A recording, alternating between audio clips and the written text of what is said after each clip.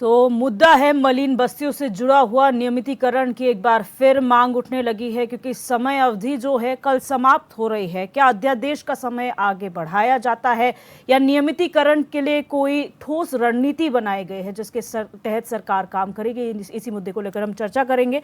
पहले गेस्ट का इंट्रोडक्शन आपसे करा देते हैं। हमारे साथ केदार सिंह रावत जी, पूर्व विधायक, भारतीय जनता पार्टी, हमारे साथ जुड़े हुए हैं। हमारे साथ सूर्यकांत धस्माना जी, कांग्रेस प्रदेश उपाध्यक्ष, हमारे साथ फोन लाइन पर जुड़े हुए हैं।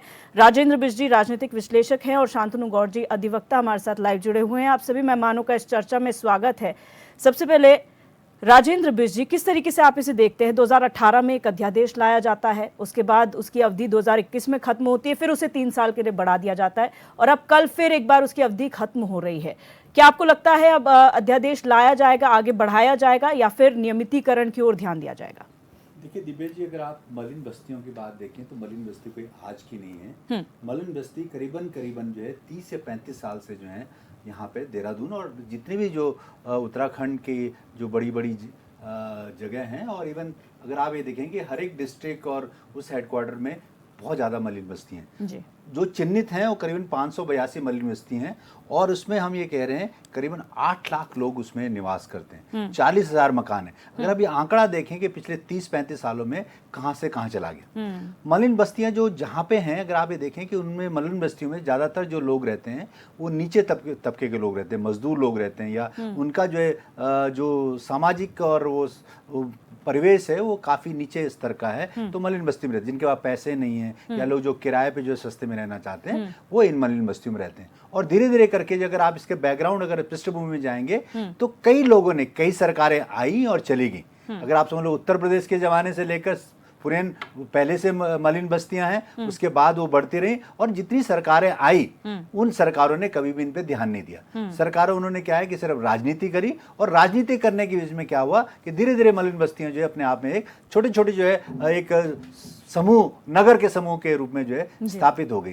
अब यहाँ तक बात है कि बीच में हाई कोर्ट का जो ऑर्डर आया कि भाई जो अतिक्रमण है, अतिक्रमण को हटाया जाए, उसकी जगह जो है इनको जो है मतलब विस्थापित करें या पुनर्वास करें। तो ये सरकारों की जिम्मेवारी थी कि उनको वो भी लोग जो है एक मतलब हमारी तरह सामाजिक उसमें लोग रहते हैं, उनको सरकारों की एक रिस्पॉन्सिबिलिटी है कि उनको प्रॉपर तरीके से उनका जो पुनर्वास किया जाए। लेकिन कोई भी जो सरकारें थी वो इस मामले में सीरियस नहीं थी, सिर्फ जो है कि राजनीतिक पहलू हरकरा, और आज भी यही लग रहा है। आप ये देखें कि 3 साल पहले अध्यादेश लाया जाता है, फिर दोबारा उसको एक, हम तो कह रहे हैं रिन्यूअल ऑफ अध्यादेश है वो, और फिर दोबारा जो है कल भी उसका रिन्यूअल होगा। तो मतलब आप कोई भी सरकारें हैं, क्या वो सीरियस हैं? क्या उन लोगों के प्रति सीरियस है? 8 लाख लोगों के प्रति सीरियस है, 40,000 जो मकान है।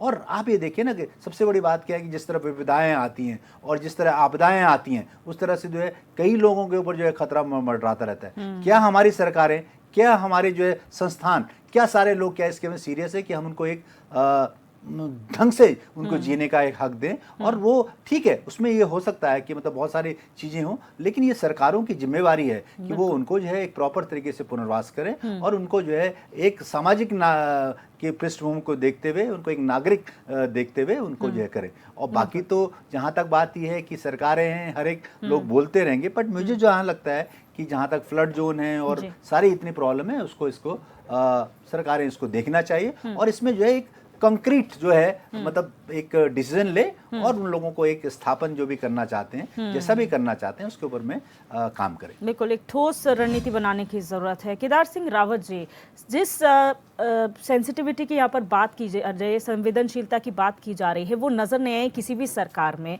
अगर अब अधिनियम बढ़ाया गया, किस तरीके से इसे देखा जाएगा? क्या ये निकाय चुनाव के मद्देनजर एक फैसला होगा, या फिर ठोस रणनीति है सरकार के पास?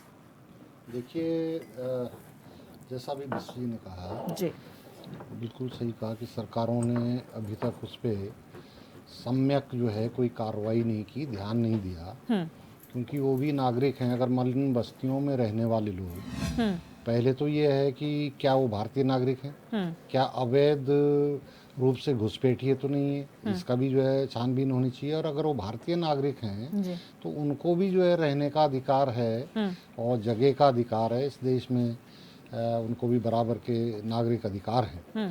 तो लेकिन इतना ज़रूर है कि पहली बार जब ये हटाने वाली बात हाई कोर्ट ने की, कि मलिन बस्तियों से ये जो अतिक्रमण है नदी किनारों से इनको हटाया जाए, लेकिन पहली बार भाजपा सरकार ने ही ये अध्यादेश लाया जी 2018 में, फिर 2021 में। लेकिन ये 3-3 साल की जो अवधि है अब जो है वो समाप्त होने जा रहा है 24 में। जी तो अब जो है अभी माननीय मुख्यमंत्री जी इस पे विचार कर रहे हैं, उनके भी स्टेटमेंट हमने सुने हैं। जी और मैं समझता हूँ कि माननीय मुख्यमंत्री जी न सिर्फ अध्यादेश को ही आगे बढ़ाने की बात करेंगे, बल्कि इस बीच में कोई इसका सम्यक जो है निस्तारण हो, हल निकले कि क्या उन नागरिकों को जो है रहने का अधिकार है, तो उसको किस तरह से, जैसे अभी हम चमोली जी की बात सुन रहे थे, विनोद चमोली जी की, जो हमारे विधायक भी हैं और पहले देहरादून के मेयर भी रहे हैं, कि इसका सर्वेक्षण चल रहा, लेकिन सरकार में भी इच्छा शक्ति होनी चाहिए कि भाई अधिकारी जो इसका जो सर्वेक्षण कर रहे हैं उनको एक टाइम बाउंड जो है उनको दिया जाए कि भाई इतने दिन के अंदर जो है आप इसका सर्वेक्षण कीजिए। अगर उसमें कानूनी टेक्निकल कोई कमी है कि भाई कैसे जो है उसको रेगुलराइज किया जाएगा। अगर ये फ्लड जोन है तो फ्लड जोन का जो है कितना एरिया उसमें जो है डिमार्केट करना है जी और जो फ्लड जोन के बाद जो बचता है तो क्या है वो बंजर भूमि है, राजस्व भूमि है, या किस तरह की भूमि है, और उस भूमि को किस तरह से जो है हम उसको रेगुलराइज कर सकते हैं। तो ये जो है एक टाइम बाउंड प्रोग्राम, और मुझे आशा है कि जैसे धामी जी कह रहे हैं कि अध्यादेश का तो समय अभी क्योंकि अर्जेंसी है, नहीं तो हटाना पड़ेगा माननीय हाईकोर्ट के निर्देशों के अनुसार, तो उसको बढ़ाने की तो अर्जेंसी है। और साथ में जैसे बिस्सी ने कहा भी राजनीति भी है, अब स्थानीय निकाय के चुनाव आ रहे हैं, बिल्कुल। लेकिन इसमें जो सबसे बड़ी कमी मैं समझता हूँ वो जो उन मलिन बस्तियों के हमारे जनप्रतिनिधि, चाहे वो नगर पालिकाओं के पार्षद रहे हों, चाहे हमारे विधायक गण रहे हों, उन्होंने क्यों नहीं आज तक जो है इस बात को सीरियसली लिया?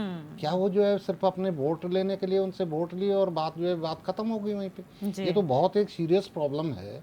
जैसा कि सामने आ रहा है कि 582 हमारी मलिन बस्तियां, जिसमें 8 लाख लोग जो है वो रह रहे हैं, तो वो भी तो इस देश के, इस प्रदेश के नागरिक हैं, और उन नागरिकों के अधिकारों के लिए क्या जो जनप्रतिनिधि हैं, उनके प्रतिनिधि हैं चुने हुए, वो चाहे स्थानीय निकायों के हों, चाहे विधायक हों, सांसद हों, उनके द्वारा क्यों नहीं इसको जो है सीरियसली लिया गया इतने वर्षों से? चाहे उत्तर प्रदेश के जमाने से चल रहा है। तो मैं समझता हूँ अब माननीय मुख्यमंत्री जी का जो रुख है इस विषय में, तो वो स्पष्ट हो रहा है कि हम सम्यक जो है इसमें निर्णय लेंगे। अध्यादेश तो बढ़ेगा ही, लेकिन मेरा भी उनसे आग्रह ये रहेगा कि वो अधिकारियों की जो टीम टास्क फोर्स गठित हो, उसको एक टाइम बाउंड प्रोग्राम दें कि भाई कितने दिन के अंदर आप सर्वेक्षण कर लेंगे, कितने दिन के अंदर ये तय हो जाएगा, और कितने दिन के अंदर जो है हम ये जमीन डिक्लेयर हो जाएगी, और इतने दिन के अंदर जो है ये उनके नाम पे रेगुलाइज की जाए। बिल्कुल। सूर्यकांत धस्माना जी, आप मलिन बस्ती विकास परिषद के केंद्रीय अध्यक्ष भी हैं और समय समय पर मलिन बस्तियों को लेकर आप आवाज भी उठाते रहते हैं। हाल ही में जो कार्रवाई हुई थी बुलडोजर की, उस पर भी आप लोग मुखर हुए थे। अब कहीं ना कहीं जिससे धामी सरकार ने कहा, और खुद मुख्यमंत्री मुखर होकर ये कहते हैं कि यथावत स्थिति में रहेंगी मलिन बस्तियां, यानी कि उन्हें हटाया नहीं जाएगा। इस बयान को किस तरीके से आप देखते हैं? एक मैं भेज रहा हूँ दोबारा भी। धस्माना जी, आप सुन पा रहे हैं मुझे? जी बताएं। जी, आप मलिन बस्ती विकास परिषद के केंद्रीय अध्यक्ष के तौर पर मुख्यमंत्री के इस बयान को कैसे देखते हैं कि हम अब यथावत स्थिति में ही रखेंगे मलिन बस्तियों को, उन्हें उजाड़ा नहीं जाएगा? बहुत एहसान है साहब उनका, मुख्यमंत्री जी का बहुत बड़ी कृपा है, एहसान है। मतलब ये इससे ज्यादा शर्मनाक बात कुछ हो सकती है जी कि राज्य में अभी भारतीय जनता पार्टी के हमारे परम मित्र केदार भाई आपसे बात कर रहे थे जी। मेरे ख्याल से या तो उनको पूरी तरह से इस बारे में मालूम नहीं है, और अगर मालूम है तो 2016 में कांग्रेस की सरकार ने राज्य में जितनी मलिन बस्तियां हैं चिन्हित जो पंजीकृत है, उनके नियमितीकरण के लिए और उनको मालिकाना हक देने के लिए बाकायदा नियमावली बनाई। उसकी पहले पूरा सर्वे करवाया, जो आप कह रहे थे कि वो ये पता करना पड़ेगा वो राजस्व की है या वो नगर निगम की है या वो सिंचाई विभाग की है। वो सारा सर्वे बाकायदा हो गया। एक समिति बनी थी और समिति ने उस सर्वे को करने के बाद राज्य की सरकार को अपनी रिपोर्ट सौंपी और रिपोर्ट सौंपने के बाद राज्य की सरकार ने नियमावली तैयार करी। उसके तहत करीब 100 लोगों को बाकायदा नियमितीकरण के पट्टे दिए गए और उनको फ्री होल्ड के लिए बाकायदा उनको कहा गया कि आप फ्री होल्ड करवावें 2000 के सर्कल रेट से। उसके बाद भारतीय जनता पार्टी की 2017 में सरकार आ गई। सत्ता में आने के बाद भारतीय जनता पार्टी ने अपने घोषणा पत्र के कहे हुए अनुसार उसके विपरीत, ठीक उसके विपरीत, उन्होंने कहा था नियमित करेंगे और उसको मालिकाना हक देंगे, लेकिन अपनी घोषणा पत्र के विपरीत जो है उसको ठंडे बस्ते में डाल दिया। जो कांग्रेस की सरकार ने उस प्रक्रिया को शुरू किया था और उसके बाद हालात ये हुए कि एक PIL पड़ी थी देहरादून में अतिक्रमण के मामले में, उसमें ये नदियां भी आ गई, जो जिन नदियों के किनारे, और क्योंकि नदियों के ही किनारे नहीं है, खाले भी हैं, तमाम जो देहरादून का टेरेन है उसके अनुसार बहुत सारे ऐसी जगह है जहाँ नदी नहीं है लेकिन खालों में बस्तियां बसी हुई हैं। उनमें सब में वो कवर हो गई और उसमें हाईकोर्ट का एक आदेश अतिक्रमण को हटाने का आया। उसके बाद जब मलिन बस्तियों के खिलाफ कार्रवाई शुरू हुई तो हमने उत्तराखंड मलिन बस्ती विकास परिषद ने आंदोलन शुरू किया और आंदोलन हमने जब कांग्रेस के बैनर तले करा, मुख्यमंत्री आवास कूच किया, तब त्रिवेंद्र सिंह रावत जी की सरकार ने एक अध्यादेश 3 साल के लिए निकाला जिसने उस हाईकोर्ट के आदेश को डाइल्यूट किया और 3 वर्ष में कहा कि हम इसको जो परीक्षण करेंगे जो कांग्रेस की सरकार ने नियमावली बनाई थी और उसमें कुछ संशोधन करने के बाद नियमितीकरण और मालिकाना हक का काम करेंगे। 2018 में आया, 19, 20, 21 हो गया, 3 वर्ष हो गए। अब 3 वर्ष में जब नहीं हुआ तो फिर 21 में दोबारा दूसरी बार अध्यादेश आ गया। अब 21, 22, 23, अब फिर 24 आ गया। 24 में वो समाप्त हो रहा है और 24 कल बुधवार को वो समाप्त हो जाएगा अध्यादेश, उसकी लिमिट समाप्त हो जाएगी।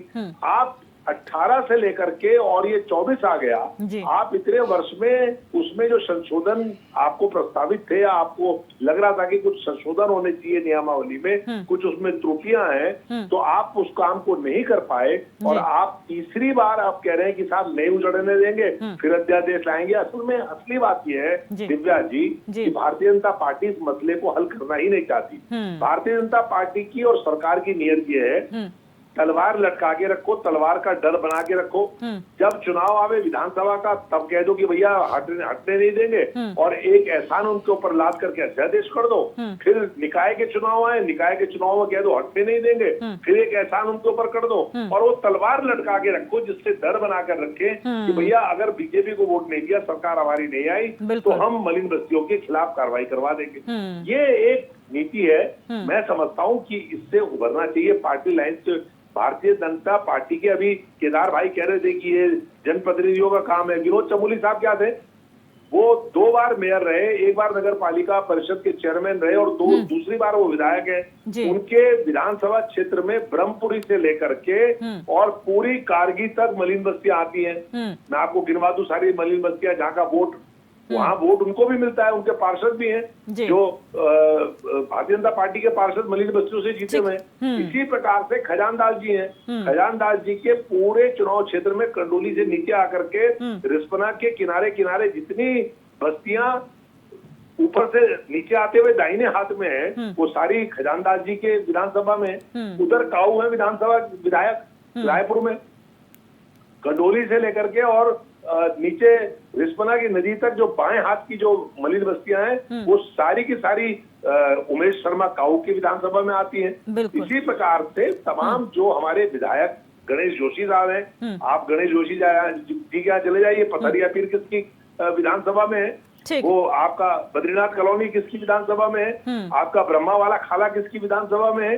ये सारी की सारी जो मलिन बस्तियां, कंडोली किसकी विधानसभा में है, चिड़ोवाली किसकी विधानसभा में है, जिसके किनारे बस्तियां हैं, पूरी की पूरी डाक कार्ड बंगला से लेकर के और चंदर नगर जो बस्ती है ऊपर राजपुर में, ये सारी विधायक गणेश जोशी की। तो विधायक बीजेपी के गणेश जोशी जी भी, विनोद चमोली भी, उमेश शर्मा काऊ भी, खजान दास भी, और उसके बाद आप कहें कि साहब ये जनप्रतिनिधियों की निष्क्रियता है, मैं बिल्कुल मानता हूँ कि ये गणेश जोशी जी की, उमेश शर्मा काऊ की, खजान दास जी की, आपके जो विनोद चमोली साहब हैं, इनकी सबकी निष्क्रियता है और इनका निकम्मापन है कि ये राज्य की सरकार से इन मलिन बस्तियों के लिए नियमावली नहीं बना पाए। मैं आपको एक बात कहना चाहता हूँ बड़ी इंपॉर्टेंट, कांग्रेस का क्या स्टैंड है, हमारा ये स्टैंड है, उत्तराखंड मलिन बस्ती विकास परिषद ने हमेशा ये कहा है कि जो मलिन बस्तियां बिल्कुल नदी के बीचों बीच बनी हुई हैं, कोई मकान बीच में बना है, वो बाढ़ के प्रभाव के क्षेत्र में है, तो बिल्कुल आप उसको हटाइए, लेकिन उसके लिए आप उसके लिए विस्थापन का इंतजाम करिए।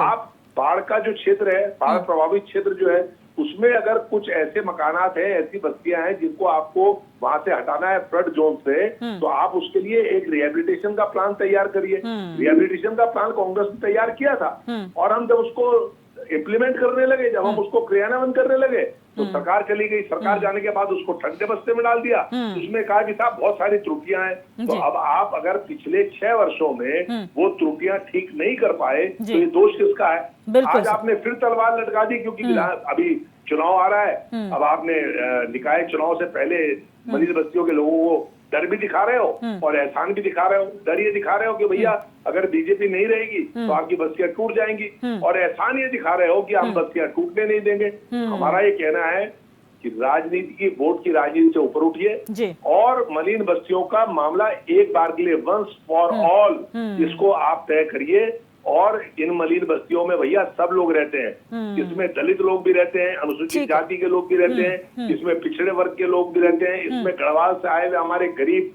जो आर्थिक रूप से कमजोर लोग हैं वो भी रहते हैं, इसमें अल्पसंख्यक भी रहते हैं। एक मैं आपको गिन गिन के बता सकता हूँ किन किन बस्तियों में कौन कौन लोग रहते हैं। ठीक है सर, मैं आऊंगी उस पे पूरी मलिन बस्तियों का, क्योंकि मैंने उत्तराखंड मलिन बस्ती विकास परिषद ने पिछले 2.5 दशक से इन मलिन बस्तियों में बहुत व्यापक काम किया है। और हमने केवल पॉलिटिकल काम नहीं किया कि वोट मांगने गए हो, हमने मेडिकल कैंप्स लगाए हैं, हमने तमाम जनता के समाज कल्याण के कैंप लगाए हैं, हमने इन क्षेत्रों में तमाम तरह की एक्टिविटीज करी हैं। हमको एक एक मलिन बस्ती का मालूम है कि किन बस्तियों में कौन लोग रहते हैं। आप बापू ग्राम का अगर झारखंड में पूछेंगी कौन रहता है तो मैं बता दूंगा। आप अगर पूछेंगी कि शास्त्री नगर खाले में भी डिटेल में आऊंगी मैं आपके पास, के जहाँ से हम कल संघर्ष शुरू कर रहे हैं इन मलिन बस्तियों को मालिकाना हक देने का, वहाँ पे कौन लोग रहते हैं। आप सारी मलिन बस्तियों के मैं बारे में बता सकता हूँ, ये हमारे लोग हैं भाई, बिल्कुल ये हमारे उत्तराखंड में। और मलिन बस्तियां भी, मैं राजनीतिक पर्यवेक्षक जो आपके यहाँ पे बैठे ऑब्जर्वर, पॉलिटिकल जो एनालिस्ट बैठे हुए हैं, उनका मैं बयान सुन रहा था। मैं थोड़ा सा संशोधन करना चाहता हूँ, उन्होंने बहुत अच्छी बातें कही है। उत्तराखंड के अंदर और देहरादून राजधानी में ऐसी मलिन बस्तियां हैं जो 45 साल पुरानी हैं। गांधी ग्राम अगर आप जाएंगे तो गांधी ग्राम 45 वर्ष पुरानी मलिन बस्ती है। चुक्कू वाले की इंदिरा कॉलोनी अगर आप जाएंगे तो वो 45, जहाँ तक गेंदा दास जी कई साल तक वहां पर, हमारे गेंदा दास जो गढ़वाली समुदाय से आते हैं, अनुसूचित जाति के, वो वहाँ पर पार्षद रहे। ठीक है धर्माना जी, सर हमारे वहाँ पार्षद हैं। मैं आपके पास आऊंगी टेक्निकलिटीज के लिए, का पूरी डेमोग्राफी बता सकता हूँ। बिल्कुल, ये कहना गलत है। कहाँ से लोग आ गए भाई? अफगानिस्तान, पाकिस्तान, तजाकिस्तान, उज्बेकिस्तान से लोग आ गए क्या? हमारे लोग हैं। उस पे भी आऊंगी सर। उत्तराखंड राज्य बनने से बहुत पहले से लोग यहाँ पर रह रहे हैं, इसलिए इन मलिन बस्तियों का मामला आपको परमानेंट तय करना पड़ेगा। और इसके लिए हम आर पार की लड़ाई शुरू कर रहे हैं। कल से हमारा देहरादून की कामली की शास्त्री नगर खाले में जो बस्ती है, वहां पर अंबेडकर जी की मूर्ति के आगे हम धरने पर बैठ रहे हैं और हम शुरू कर रहे हैं कि न्याय दो, इनको मालिकाना हक दो। ठीक है सर, उसकी टेक्निकलिटीज में मैं आऊंगी जी, बिल्कुल टेक्निकलिटीज में आऊंगी। शांतनु जी, यहाँ पर तमाम बातें हो चुकी हैं। टेक्निकलिटीज की बात करें, लीगल जो यहाँ पर टेक्निकलिटी है वो है हाई कोर्ट का ऑर्डर जो ये कहता है कि आपको मलिन बस्तियों में का अतिक्रमण हटाना पड़ेगा, लेकिन उसके बाद अध्यादेश ला दिया जाता है। अब अगर ये अध्यादेश नहीं लाया जाता, हाई कोर्ट का ऑर्डर मानना पड़ेगा। इसे किस तरीके से आप देख रहे हैं?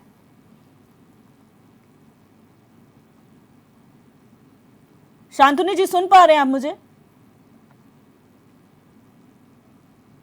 तो लगता है आवाज़ उन तक नहीं पहुंच पा रही है। यहाँ पर ये बहुत ही सेंसिटिव इशू इसलिए बन जाता है क्योंकि कई पेज यहाँ पर फंसे हुए हैं, और पेज की अगर बात करें तो यहाँ पर फ्लड जोन भी हैं, नियमितीकरण की भी बात की जा रही है, तमाम वो चीज़ें हैं जिन पर डिस्कशन अभी बाकी है। केदार सिंह रावत जी, जब हमने अभी सूर्यकांत धस्माना जी को सुना, उन्होंने बहुत डिटेल्ड में हर एक चीज़ बताई है, क्या चीज़ें हैं, नियमावली ऑलरेडी बन चुकी है, सब कुछ हो चुका है, उसके बाद अध्यादेश पर अध्यादेश लाया जा रहा है। आखिर क्यों, जब आपके पास ऑलरेडी काम किया हुआ है पहले का, उसी का रेफरेंस लेकर आप आगे बढ़ सकते हैं? देखिए, मुझे ये जानकारी तो नहीं थी कि 2016 में कोई इस तरह की नियमावली बनी, और क्योंकि सूर्यकांत भाई जो है काफ़ी समय से इस पे काम कर रहे हैं, मलिन बस्तियां हैं उनके क्षेत्र में हैं, तो वो काम कर रहे हैं, उनको जानकारी है इस बात की। लेकिन मेरा कहना ये है कि सूर्यकांत जी कह रहे हैं कि वो 2.5 दशकों से इस पे काम कर रहे हैं, तो 2.5 दशकों में मतलब तब उत्तराखंड राज्य भी नहीं बना था। और क्या 2.5 दशकों में कांग्रेस की सरकार कितनी बार रही? 2002 से लेकर के 2007 तक, फिर 2012 से लेकर के 2017 तक। सर माफ कीजिएगा, मैं आपको थोड़ा सा रोकूंगी। शांतनु जी के पास एक बार फिर जुड़ चुके हैं। शांतनु जी, आप मुझे सुन पा रहे हैं? आपको आवाज आ रही है? बिल्कुल आ रही है, आप बताएं। जी, जिस तरीके से हाईकोर्ट का ऑर्डर था कि उन मलिन बस्तियों में से अतिक्रमण को हटा दिया जाए, उसके बाद अध्यादेश लाया जाता है, 21 में फिर उसे बढ़ा दिया जाता है, अब 24 में वो फिर खत्म हो रहा है कल। अब अगर वो अध्यादेश का समय नहीं बढ़ाते हैं तो उन्हें हाईकोर्ट का ऑर्डर मानना पड़ेगा। ये लीगैलिटी किस तरीके से आप देख रहे हैं? मैम, अगर 5 मिनट का समय दें तो इसमें एक चीज ये देखनी पड़ेगी कि I am always not in the favour of ये जो not stopping and always expanding without any planning, जो ये एक थीम जो चली है, it should be stopped. We have to consider this that most of the area is under a seismic zone. वहाँ पे 500 के आसपास कोई बस्तियां नॉमिनेट हुई हैं, जिसमें मोर देन लगभग 50,000 की पॉपुलेशन है। हमारे सामने केदारनाथ का भी एक एपिसोड है, जिस समय पे जब वो सब वहाँ पे त्रासदी हुई थी तो नेशनल डिजास्टर की टीम नहीं पहुंच पाई थी क्योंकि कोई एक्सेस रूट नहीं था। अगर हम इन सब लोगों को ऐसे ही एक्सपेंड करने देंगे विदाउट एनी प्लानिंग, तो कभी जब हमें डिजास्टर मैनेजमेंट की जरूरत पड़ेगी तो वो टीम वहां पे पहुंच ही नहीं पाएगी। दूसरा एक और विषय है जिसपे हमें बात करनी चाहिए, वो ये है कि what is the debate between legal and illegal construction. आप ये देखेंगे मोस्ट ऑफ द प्लेसेस में ऐसा है कि जहां पे आपका एमडीडीए नक्शा अप्रूव्ड है, घर बने हुए हैं, सब कुछ है, एंड वन फाइन मॉर्निंग आपको ये पता चलता है कि जो साथ वाला इलीगल स्ट्रक्चर है वो स्क्रैपर लेके आ रहे हैं, and there is no stop to it. वो 3rd floor 4th floor without any map sanction वो लेके आ रहे हैं, and ultimately they are blocking the basic rights, जिसमें हवा पानी जो है वो सब बंद हो जाता है, एंड उसके बाद उसको कोर्ट जाना पड़ता है अपने राइट को चैलेंज करने के लिए। बिल्कुल। So what we are going to do? अगर ये स्ट्रक्चर कहीं किसी सीएम आवास के आसपास हो या कहीं किसी दूसरे फॉरेस्ट एरिया में हो तो क्या होगा? क्या ऐसी पॉसिबिलिटी हो सकती है? उसको अलाउ नहीं किया जा सकता। So why with the general public, जिनका मैप सैंक्शनड है, जिनका लीगल मैप है, जिनका लीगलाइज्ड वे में उन्होंने स्ट्रक्चर खड़ा किया है, व्हाई दे शुड सफर? बिल्कुल। On the other hand, there is also a issue. Security and issue threat is the biggest threat now. ऐसी कंडीशंस में रह रहा है, कहाँ का माइग्रेशन कहाँ हो रहा है, it is totally unchecked. That is an also issue जो हमें देखना चाहिए। दूसरा मैं ये कहता हूँ कि irrespective of the fact, it should not be given a political color to it. इसको न्यूट्रल वे में देखना चाहिए, दोनों गवर्नमेंट को, चाहे वो रूलिंग साइड हो चाहे वो अपोजिशन साइड हो, दोनों को देखना चाहिए कि what is the creative way of doing things. हमारे प्रधानमंत्री मोदी जी जो है, उन्होंने भी तो लो इनकम ग्रुप हाउसिंग एक व्यवस्था लेके आए हैं। बिल्कुल।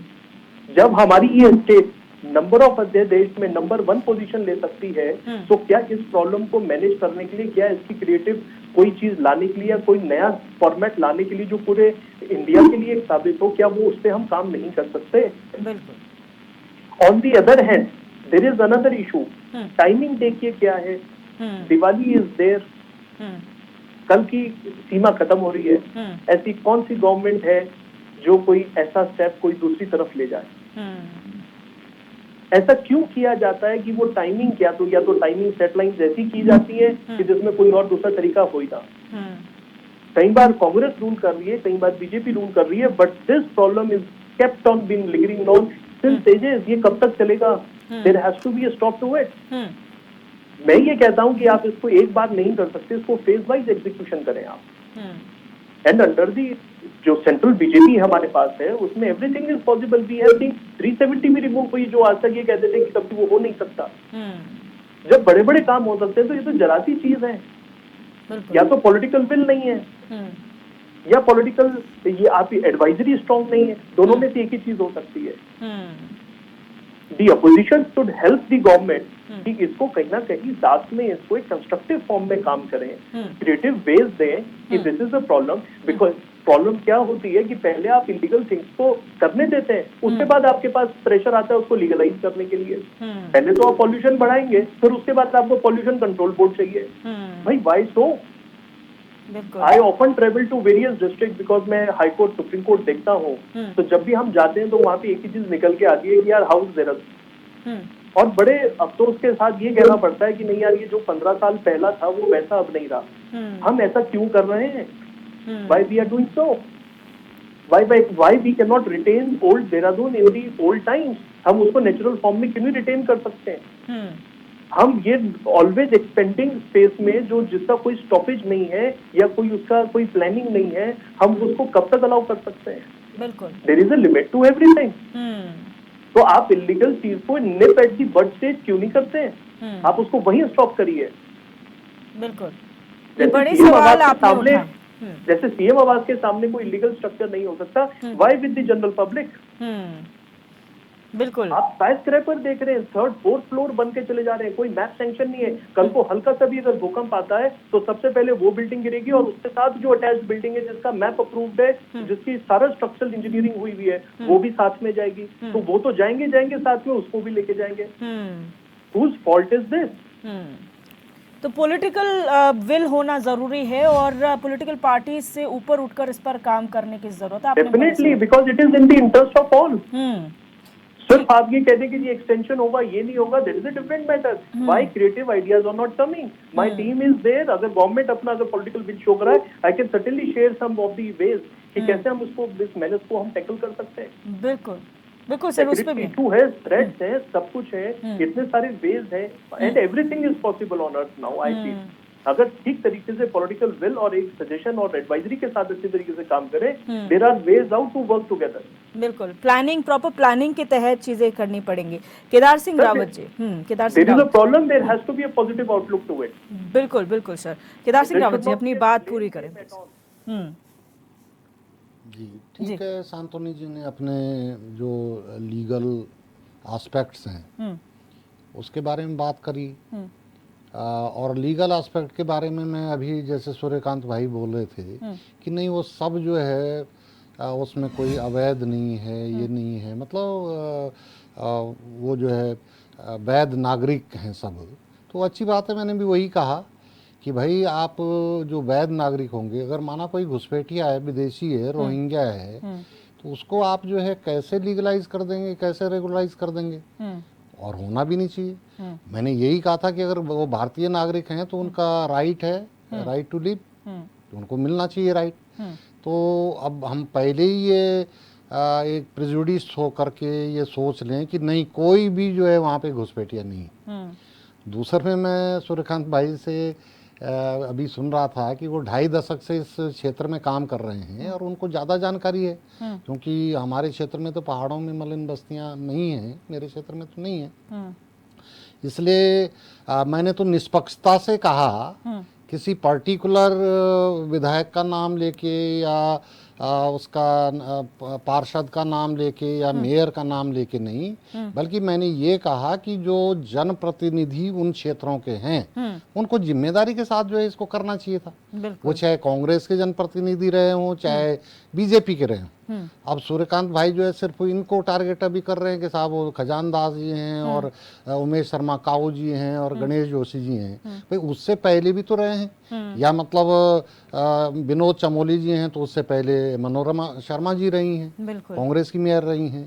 तो 2.5 दशक से अगर वो काम कर रहे हैं तो 2.5 दशक में 1 दशक तो कांग्रेस की सरकार थी, और अगर 16 में नियमावली बन गई थी तो फिर वो लागू क्यों नहीं की गई?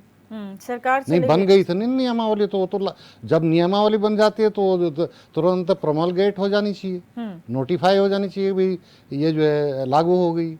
तो मेरा कहने का मतलब ये है, मैं तो निष्पक्षता से कह रहा हूँ कि माननीय मुख्यमंत्री जी इस ओर जो है सीरियस है, जैसे उनके अभी कथन से आया है सामने कि वो जो है अब तुरंत जो है उसको विस्थापित होने से रोकने के लिए कि वो जो है वो न करना पड़े, हाई कोर्ट के आदेश के कारण उनको जो है हटाना न पड़े, उसके लिए तो अध्यादेश लाना ही पड़ेगा। लेकिन फिर उसके बाद जो ये कहा है कि भी सर्वेक्षण चल रहा है, जैसे चमोली जी भी कह रहे थे, और अगर धस्माना जी के बात को माने कि अगर नियमावली बनी हुई है तब तो कुछ करने की जरूरत नहीं, फिर तो जो है हम भी मुख्यमंत्री जी से बोलेंगे बनी हुई नियमावली लागू करो। लेकिन मुझे नहीं लगता है कि अगर नियमावली बनी हुई होती तो वो लागू होती, नियमावली तो जब बन जाती है तो लागू हो 2000 जाती। के बाद बहुत सारे चेंजेस लेकिन हुए हो सकता है उस बारे में स्टडी हुई हो उस समय बहुत नए 2016 घर भी में। उसमें बने, ऐड ऑन हुए हैं। खुद प्रशासनिक अधिकारियों ने ये बात कही है कि उन मलिन बस्तियों में बहुत ज़्यादा डेवलपमेंट हुआ है टाइम के साथ। तो 2016 की जो नियमावली है उसमें भी काफ़ी चेंजेस हो सकते हैं सर्वे के हिसाब से अगर बात की जाए तो। राजेंद्र बिष्ट जी, यहाँ पर कई सारी टेक्निकलिटीज़ है, कुछ का शांतनु जी ने डिस्कस कर लिया, उसके बाद केदार सिंह रावत जी ने अपनी बात कही, सूर्यकांत धस्माना जी ने कहा। हमने देखा हाल फिलहाल में जो कार्रवाई हुई एनजीटी का हवाला देते हुए हुई कि एनजीटी का आदेश है कि वहाँ पर फ्लड जोन एरिया है, वहाँ से आप अतिक्रमण को हटाइए। उसके बाद हाईकोर्ट का ऑर्डर था, वो आपने नहीं माना, अध्यादेश जो है आप ले आए। आपने एनजीटी का ऑर्डर कैसे मान लिया, और एनजीटी का अगर आपने हवाला दिया तो फिर इनका नियमितीकरण कैसे हो सकता है? देखिए दिव्या जी, अगर आप देखें ये सारी जो मलिन बस्तियों का जो मामला है ये इसके बहुत सारे एंगल्स हैं। इसमें सिर्फ यही एंगल नहीं है कि राजनीति, इसमें सबसे बड़ा जो एंगल है वो ह्यूमन फैक्टर का है। देखिए क्या होता है कि नदी नाले खाले में ज़्यादातर वही लोग रहते हैं जो है इकोनॉमिकली वीक होते हैं, और डिफरेंट ऐसे स्टाटा से आते हैं कि जो बिल्कुल आप समझ लीजिए जिन लोगों के पास बहुत कम पैसे हैं या उधार मांग के वो लोग इस जगह रहते हैं, मजदूर लोग हैं। तो एक तो पहला ह्यूमन एंगल है। दूसरा एंगल अगर आप ये देखें कि ये लीगल एंगल है। लीगल एंगल के हिसाब से तो ये होना चाहिए कि कहीं पे भी अगर आपके पास प्राधिकरण है, आपके पास नगर निगम है या नोटिफाइड कोई एरिया है, तो उस एरिया में आप बिना परमिशन के घर नहीं बना सकते। तो ये सबसे बड़ी बात है। तो ये भी बात है। तीसरी बात जो अगर आप देखिए राजनीति में आप भी देखिए कि आप जैसे धस्माना जी कह रहे थे कि 45 सालों से बहुत सारी जो हैं मलिन बस्तियां, मैं भी जानता हूं क्योंकि हम भी यहीं रहते हैं, तो हमें पता है कि बहुत सारी पुरानी मलिन बस्तियां, और उसमें बहुत सारे ऐसे नेता हुए जो स्वयंभू नेता थे, जिन्होंने मलिन बस्ती के पहले एक नेता हुआ करते थे, वीरेंद्र मोहन उनियाल जी, कांग्रेस से थे। वो बहुत बड़े जो है नेता अपने को कहते थे मलिन बस्तियों के। लेकिन उसके बाद क्या हुआ, मुझे तो लगा नहीं कि कुछ हुआ। उसके बाद बहुत सारे लोग आए जो लोगों ने उस मलिन बस्तियों के वोट बैंक पे चुनाव जीते, मंत्री बने, और उन्होंने भी जो है उसका कोई जो है समाधान नहीं करा। तो ये हम ये कहते हैं कि पॉलिटिकल विल होने ये है या राजनीति है, ये भी बहुत इंपॉर्टेंट चीज़ है। इसके अलावा अगर आप ये देखेंगे कि आज के समय में कई चीज़ें ऐसी हम सब जानते हैं। देखिए आज हम भले ही टीवी के सामने नहीं कह सकते, हम भी जानते हैं कि बहुत सारे ऐसे नेता लोग हैं जिन्होंने वहाँ पे जो है अतिक्रमण कराया है, उस जगह को बेचा है, और उसके बाद जो है वहीं से वोट बैंक लेके आज जो है मंत्री सब बने हुए। तो ये एंगल भी आपको देखना चाहिए। लेकिन अल्टीमेटली जो है रियलिटी क्या है, हमें जो है इन सब चीज़ों को छोड़कर एक जो वास्तविकता है उसको देखना पड़ेगा कि अगर 7 लाख से ज़्यादा लोग इन जगह रह रहे हैं, जिसमें से जो है बहुत सारी ऐसी मतलब मलिन बस्तियां हैं जो नोटिफाइड नहीं हैं, या फिर ऐसी मलिन बस्ती हैं जहां पे सरकार को ही नहीं पता कि उनके कितने वहाँ पे जो है जनसंख्या है, कैसे लोग रहते हैं, कहाँ के लोग हैं, ये सरकार को भी नहीं पता। तो ये सब गलतियाँ किसकी हैं? ये गलतियाँ जो हैं उन अफसरों के हैं, उन नगर निगमों के हैं, नगर निकायों की हैं, जो लोग उनको जो है चिन्हित नहीं कर पा रहे। उनको देखना चाहिए, उनके अफसर्स को देखना चाहिए, और उसके बाकायदा एक जो है उसका देखें कि किस तरह से होगा, और उसके बाद सरकार ये जो है तुरंत डिसीजन ले कि भाई इसको रिहेबिलिटेशन कैसा होना चाहिए। देखिए अल्टीमेटली आपको तभी तो पता लगेगा जब आप सर्वे करेंगे। अब हम फ्लड जोन की बात कर रहे हैं, अभी जो है जो नए डीएम साहब आए हैं उन्हें पूरा फ्लड जोन का जो है सर्वे कराया है, और उसमें आपत्तियां भी मांगी हैं। आप ये समझ लिए उस आपत्ति में कितने लोगों ने आपत्तियां उसमें दी हैं। मुझे तो लगता नहीं है आज जो समाचार आ रहे हैं कि उसमें एक भी आदमी ने किसी ने आपत्ति नहीं दी। तो आप कुछ दिनों बाद फिर उसमें पॉलिटिकल एंगल आ जाएगा। तो मेरे कहने मतलब ये कि हर लोगों को सीरियस होना चाहिए एज अ नागरिक, as a citizen of India, as a citizen हम लोगों को ये समझना चाहिए कि कहाँ पे क्या बात है और उस हिसाब से हमें आगे चलना चाहिए। राजनीति को छोड़ दे, एक ह्यूमन एंगल में हम लेके चलें, एक लीगलिटी को लेके चलें, तो रिहेबिलिटेशन जो है सबसे बड़ी बात है। सबसे बड़ी बात है सर्वे के बाद जो है उनका जो है सर्वे होने के बाद उनको चिन्हीकरण करें, उसके बाद देखिए उनको कैसे रिहेबिलिट करें, और वो तुरंत होना चाहिए, क्योंकि अगर आप उसको नहीं करेंगे तो आने वाले टाइम पे और भी जनसंख्या बढ़ेगी, तब तो ऐसी चीज हो जाएगी आप उसको जो है नियमितीकरण ही नहीं कर सकते। फिर उसके बाद राजनीति होगी, और राजनीति होने में किसी को फायदा होगा, किसी को नुकसान होगा। लेकिन अल्टीमेटली अगर आप देखें कि जो वहां पे जो आदमी रहता है, जिसका परिवार रहता है, जो मजदूर है, जिसको जो है एक कमरे में 8-8, 10-10 लोग रहते हैं, उन लोगों का भी तो ख्याल रखे। सिर्फ वोट बैंक लेके उसको ना चले, उसको एक जो है ह्यूमन एंगल भी उसको लेके चले। और सरकार को भी देखना चाहिए कि कहाँ कल के दिन में सिस्मिक जोन है या फ्लड जोन है या किस तरह से, उसमें किस तरह। आप तो ये देखिए दिव्या जी, देहरादून में सरकारी जितने दफ्तर हैं वो भी फ्लड जोन में बने हैं, उनका आप क्या करेंगे?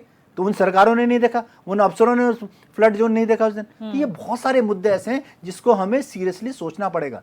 सरकार को सिर्फ ये राजनीति के लिए जो है काम नहीं करना पड़ेगा, उसको देखना पड़ेगा कि जो लोग हमें वोट देते हैं, जिन लोगों को हम रिप्रेजेंट करते हैं, क्या हम उनके साथ सही कर रहे हैं या नहीं कर रहे हैं। ये बहुत बड़ा जो है एक क्वेश्चन मार्क है। बिल्कुल। शांतनु जी, फिर लीगल एस्पेक्ट में आते हैं, क्योंकि हाई कोर्ट का ये आदेश था कि आप जो है वो अतिक्रमण को हटाइए, लेकिन अध्यादेश ला गया। लेकिन कितनी बार ऐसा किया जा सकता है? कोई तो इसमें टाइमलाइन होगी कि इतना आप लोग इसको बढ़ा सकते हैं, या फिर हाई कोर्ट के ऑर्डर को कब तक आप लोग फुलफिल नहीं करेंगे?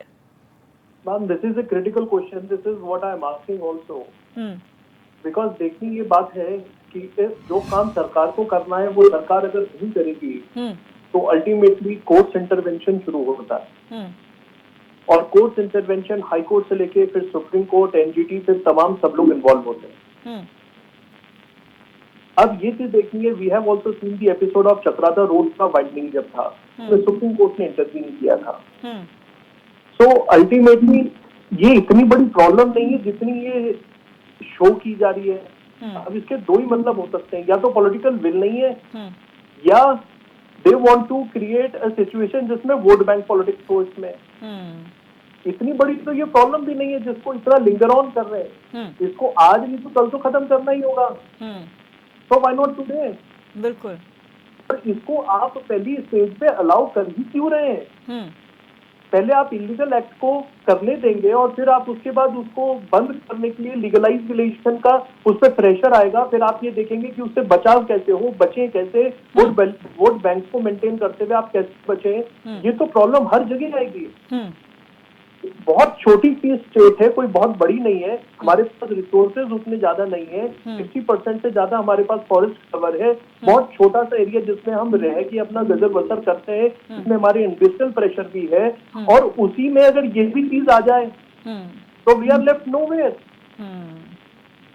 इसको आप सिर्फ पॉलिटिकल वे से ना देख के इसको एक एज अ प्रॉब्लम अगर देखें और दोनों सब लोग बैठ के अगर इसको एनालाइज करेंगे, आई थिंक हमारे उत्तराखंड से बहुत सारे सजेशन निकल जाएंगे। There are so many creative situations that we have come across. ऐसा नहीं है कि ये कोई ऐसी प्रॉब्लम है जिसका कोई सॉल्यूशन ही नहीं निकल सकता, बट इसको इतना मेंटेन करके रखा है दोनों सरकारों ने। This is also a question to be seen. जी बिल्कुल। सर्टेनली गवर्नमेंट फेल होगी या कोई उस पर एक्शन नहीं लेगा तो कोर्ट का इंटरवेंशन लाजमी है, और वो स्टेप वाइज चलेगा। अब वो अब तक आप प्रेशर बियर कर सकते हैं वो ये सरकार ने देखना है, पर this problem has to be sorted out. This is a request from all the residents of the Uttarakhand कि इसको कहीं ना कहीं स्टॉप करें, इसका कोई ना कोई ऑल्टरनेटिव वाई मीडिया निकाले। ऐसा नहीं है कि उनको प्रॉब्लम ही करनी है जिन्होंने एस्टेब्लिश कर दिया है, बट उनको कहीं रीस्टैब्लिश करना हो, कोई उनको कोई ग्रुप हाउसिंग कुछ बना के अलग देनी हो, या आगे के लिए कोई ऐसा स्थान करना हो कि वो वहां पे आगे एक्सपेंड ना कर पाए, तो उसको लाना होगा। दिस सिचुएशन और this problem can not be left unaddressed for a very long time. बिल्कुल। तो यानी कि अध्यादेश बढ़ाते रहना इज नो सोल्यूशन, आपको कभी ना कभी इनैक्ट करना पड़ेगा इस पर। This itself shows the incompetency in running the government. We have to see, there have to be कड़े, आपको कहीं ना कहीं आपको कदम उठाने होंगे, whether one likes it or not. बिल्कुल। We have the example of UP, Yogi ji ने किया है ना काम, that is why the India is praising for him. और हमारी कनेक्टेड स्टेट है, हम कुछ तो सीख सकते हैं। बिल्कुल। तो कहीं ना कहीं सीख लेने की जरूरत है। केदार सिंह रावत जी, यहाँ पर कई बातें निकलकर सामने आई थी जब नियमितीकरण की बात हो रही थी मलिन बस्तियों की। उसमें प्रधानमंत्री आवास शहरी योजना का जिक्र किया गया था, जिसमें पीपीपी मोड के तहत तमाम वो मलिन बस्तियों के लोग जिनको आवास नहीं मिल पाए थे उनका जो है नियमितीकरण किया जाएगा, उनके लिए आवास बनाए जाएंगे। उसका क्या है, उसका कोई अभी स्थिति स्पष्ट हो पाई है? दूसरा, अभी हाल फिलहाल में मुख्य सचिव ने सभी जिलाधिकारियों को ऑर्डर दिया था, कॉर्पस फंड बनाने के निर्देश दिए गए थे, यानी आप मलिन बस्तियों को चिन्हित कीजिए अपने वहां और फंड रिलीज करिए जिससे पुनर्वास का काम और सुधारीकरण का काम हो। तो ये सब तमाम जब चीजें हो रही थी, यानी कि आपके पास है रास्ते, फिर उस पर काम क्यों नहीं हो रहा है? नहीं, देखिए, जहाँ तक प्रधानमंत्री आवास योजना या अन्य जो सरकारी आवासों की आप बात कर रहे हैं, वो तो हम तभी किसी को दे सकते हैं जब उसकी अपनी भूमि हो। तो उसके भी अपने मानक हैं कि जो भी योजना स्कीम जो है सरकार की लागू होती है, और चूंकि ये भूमि जो है उनके अभी रेगुलराइज ही नहीं है, उनके नाम पे ही नहीं है, तो आवास में तो वहाँ पे टेक्निकल जो ये प्रॉब्लम आ रही है। तो ये पहला तो काम ये हो कि जैसे मैंने पहले भी निवेदन किया और माननीय मुख्यमंत्री जी भी उनके रुख से लग रहा है कि वो इस ओर जो है कार्य करने के लिए गतिमान है। तो पहला तो स्टेप यही होगा कि भाई अर्जेंसी को रोकने के लिए इनको वैकेट न करना पड़े हाईकोर्ट के डायरेक्शंस के हिसाब से। तो पहला स्टेप तो यही है कि अध्यादेश को आगे बढ़ाया जाए, अध्यादेश नया लाया जाए इनको रोकने के लिए, उस वैकेशन ऑर्डर को जो है डाइल्यूट करने के लिए। और दूसरा ये है कि विद इन ये टाइम बाउंड लिमिट, जैसे मैं पहले ही निवेदन कर चुका हूँ कि माननीय मुख्यमंत्री जी का जो आशय है उनको ये करना होगा कि विद इन टाइम लिमिट अधिकारियों से ये कह करके कि भाई इसका जो व्यापक सर्वेक्षण है, और अगर पहले हो चुका है, जैसे हमारे सूर्यकांत भाई कह रहे थे कि अगर पहले हो रखा है वो रिपोर्टें भी आए, और उसको जो है अगर कोई उसमें एडिशन करना है, उसको करेक्शन करना है, तो उसमें लिमिटेड टाइम दे करके उस और भी जल्दी ही जो है वो होनी चाहिए। और मैंने तो यही कहा था कि देखिए, जो हमारे प्रतिनिधि हैं वहाँ के, उनका भी जो है ये पहला दायित्व तो होना चाहिए कि भाई पहले हम अपने वोटर्स का जो उनके राइट्स को उसको जो है किस तरह से जो है उनके प्रोटेक्शन दिया जाए, उसको किस तरह से जो है आगे बढ़ाया जाए, इस प्रकरण को जल्दी से जल्दी निस्तारित किया जाए। तो उन लोगों को भी जो है वो लेना चाहिए। मैंने ये नहीं कहा कि बीजेपी के जनप्रतिनिधि या कांग्रेस के जनप्रतिनिधि या किसी अन्य दल के जनप्रतिनिधि, लेकिन वहाँ के जो संबंधित जनप्रतिनिधि उनको भी जो है इसमें वो लेना चाहिए। तो मैं तो ये अपेक्षा और आशा है हमारी कि माननीय मुख्यमंत्री जी का जैसा एटीट्यूड लग रहा है, जैसा उनका उन्होंने कहा है, तो वो निश्चित रूप से इस ओर जो है सीरियस हैं और मलिन बस्ती में रहने वाले नागरिकों के अधिकारों की सुरक्षा के लिए वो जो है चिंतित हैं, और जल्दी ही जो है एक ठोस कार्रवाई वो करेंगे। बिल्कुल। राजेंद्र बिष्ट जी, अब आप क्या कहेंगे, किस तरीके से इस पूरे प्रोसेस को आप देख रहे हैं, और आपको क्या लगता है कि अगर अध्यादेश का समय और बढ़ा दिया जाता है, क्या उस टाइम ड्यूरेशन में कोई हल निकल पाएगा? देखिए दिव्या जी, जहाँ तक बात ये है कि जो मतलब जिस तरह से अध्यादेश तो लाना ही पड़ेगा, क्योंकि इमीडिएट जो है कल ही उसका जो है मतलब जो पुराने अध्यादेश का समय समाप्त हो रहा है, तो कल उनको अध्यादेश तो लाना पड़ेगा। लेकिन उसके अध्यादेश के साथ साथ जो कल कैबिनेट की जो मीटिंग हो रही है उसमें मुख्यमंत्री जी और कैबिनेट जो शहरी विकास मंत्री हैं, तो वो बैठ के और इस बात का एक टाइम बाउंड एक इस तरह का फ्रेम स्ट्रक्चर बनाया कि हमें करना क्या है। वो कोई ऐसी जगह जो है चिन्हित करें जहाँ पे जो है मतलब गवर्नमेंट कुछ इस तरह से मतलब रिहेबिलिटेट करे, उन लोगों को वहाँ पे आइडेंटिफाई करे कौन उसमें रहना चाहता है, और बाकायदा उसमें जैसे और जगह भी काफ़ी जगह ऐसा हुआ है कि इस तरह के जो है रिहेबिलिटेशन हुए हैं और वहाँ गए, लेकिन उसमें ये सुनिश्चित करना पड़ेगा क्या वो जो है जो भी लोग वहाँ पे उनको रिहेबिलिटेट कर रहे हैं क्या उसके लिए लीगल वो कर सकते हैं या नहीं कर सकते हैं। तो ये बहुत सारी चीज़ें देखिए, इसमें लीगल एंगल भी है, इसके लिए इन्वायरमेंटल एंगल भी है, इसमें जो है क्या कहते हैं आपका रेवेन्यू एंगल्स भी हैं, बहुत सारे एंगल्स हैं, बट वो सारी चीज़ सॉल्व हो सकती है। मुझे लगता है कि शहरी विकास मंत्री और मुख्यमंत्री जी कल कोई ना कोई नई जो है इसमें कोई न्यूज़ मिलेगी, कुछ एक कंक्रीट जो है क्या कहते हैं एक हमें फ्रेमवर्क मिलेगा जहाँ पे हम देख सकते हैं कि जो 40-45 साल से जो प्रॉब्लम चली आ रही है कहीं ना कहीं उसका जो है एक रिजल्ट ओरिएंटेड जो है हमें देखने को मिलेगा, कहीं ना कहीं समाधान मिलेगा। शांतनु जी, आप क्या कहेंगे फाइनल कमेंट पे? As far as they have promised that something creative will happen tomorrow, so we are also expecting the same और यही चीज होनी भी चाहिए, this is expected of a good governance, और अगर ऐसा होता है तो everyone should cooperate with that. बिल्कुल।